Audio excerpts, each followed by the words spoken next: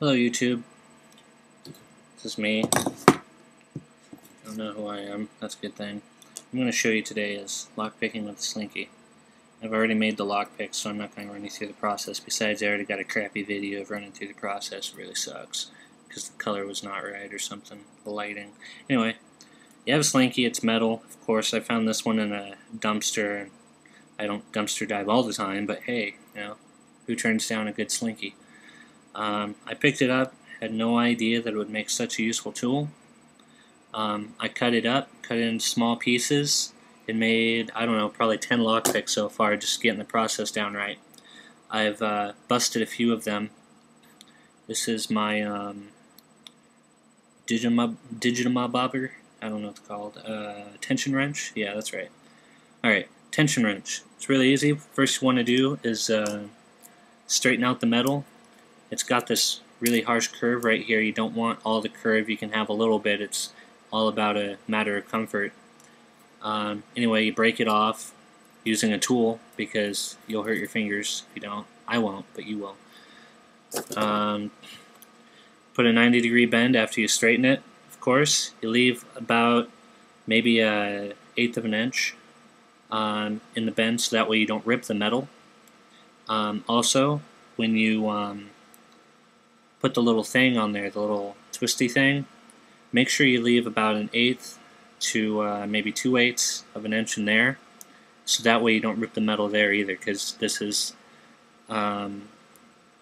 pretty springy stuff. It's pretty tense. It's pretty dense, so you don't really want to put too much strain on it. Alright, this is a really good lock I have. I don't remember where I got it. For insurance purposes. And anyway, this lockpick doesn't always like it because when you put it in there, sometimes it doesn't like to hold in the cylinder properly, but I just kind of work around it. I mean, if it slips down like that, it's okay, but I don't know, it's just not always comfortable, and it puts a little bit, I mean, it's just a little less comfortable. But this is my half diamond that I made with the same thing, just with a triangle file, which I have right over here. I'd like to have a round one because I think they're a little bit more useful. I haven't really tried it yet, but my triangle works superbly. So here's my half diamond. I left a little bit of the curve in there, so that way it kind of pushes the half diamond up a little bit further. I find it's a little bit more comfortable to pick that way. Straightening these things will leave your metal kind of twisted, so you really got to pound these out. You got to make them right. Otherwise they won't fit in your tumbler and you're going to have some serious issues trying to pull your lockpick in and out. Now with this particular lock, it's still kind of hard, but I haven't picked this one in like 2 days, so let's... oh, never mind. Guess it's not all that hard. This lock has no markings on it. I don't think it says made in Germany. 10 mm, no, 40 mm. I don't know what that means, but garbage. Anyway, here's another one. This one's really crappy. I can usually pick this one first or second try with a, you know, just simply by, what do they call that, raking motion. Sometimes you gotta reset the tumblers. My god, it's taking me longer to pick the easy one than it did the hard one. I'm having kind of a backwards day, I think. I'm trying to keep this in the camera. I'm sorry if I drift out. It's recording on my Macintosh, so bear with me. Deal with it! Alright.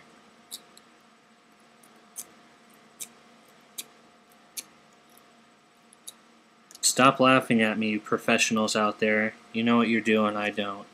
I've only been working at this for a few months. And not constantly. It's usually whenever I go in the bathroom and smoke.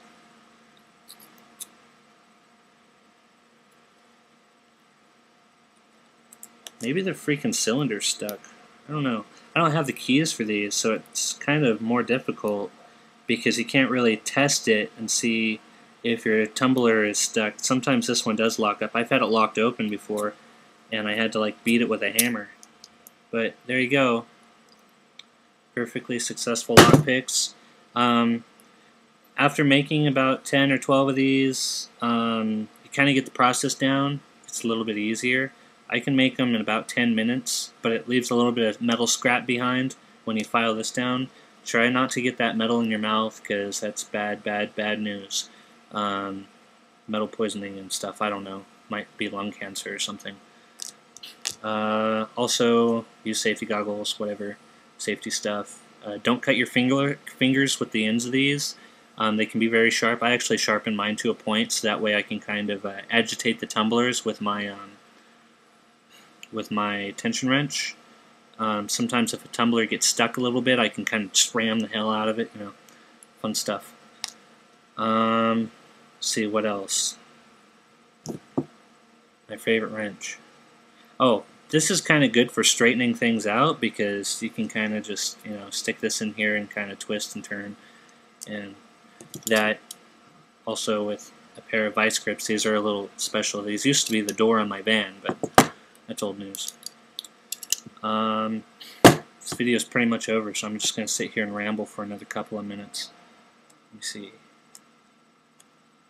I'll probably cut this part out. Maybe not. I don't know. I'll probably make you suffer.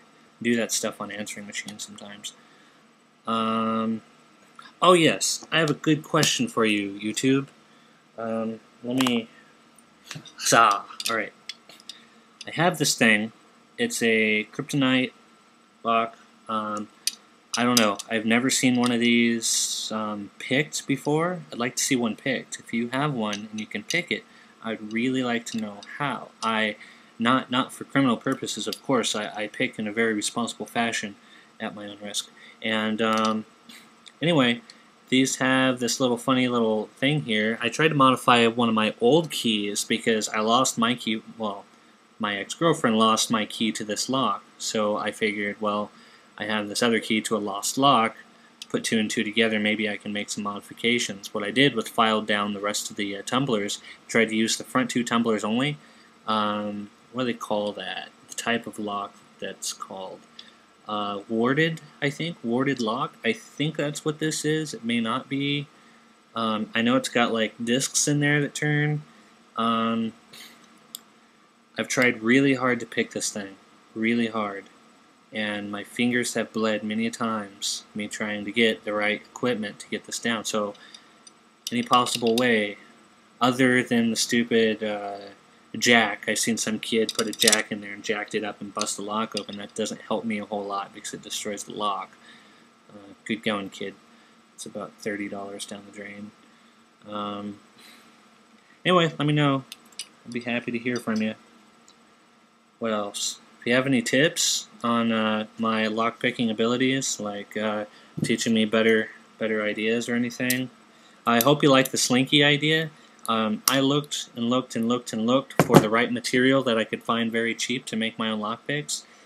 Because if you're stranded anywhere, you just so happen to have a slinky, you know, just in case, everybody keeps a slinky in their pocket, you know, this is a good thing to have. Another thing I heard was the bristles off of a street sweeper. Apparently those work kind of well. I haven't used one because we don't really have street sweepers cruising around here.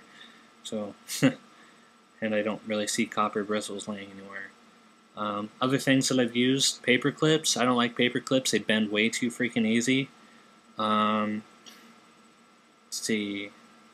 Oh, hacksaw blades apparently work a lot better, but you really need a die grinder for something like that. I have in the other room, I have a hacksaw blade. I was able to break it down to the size that I wanted it, but when I start filing on it, it's like trying to file through a freaking telephone pole. It just doesn't work very well. It's not good stuff. Yep. Lockpick safely. Be responsible. Don't get caught doing something irresponsible. It's bad stuff. Especially if it's on somebody's house, like with a bump key or something. Bad news. Yeah.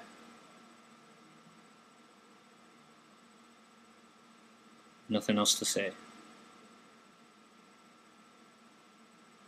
I'm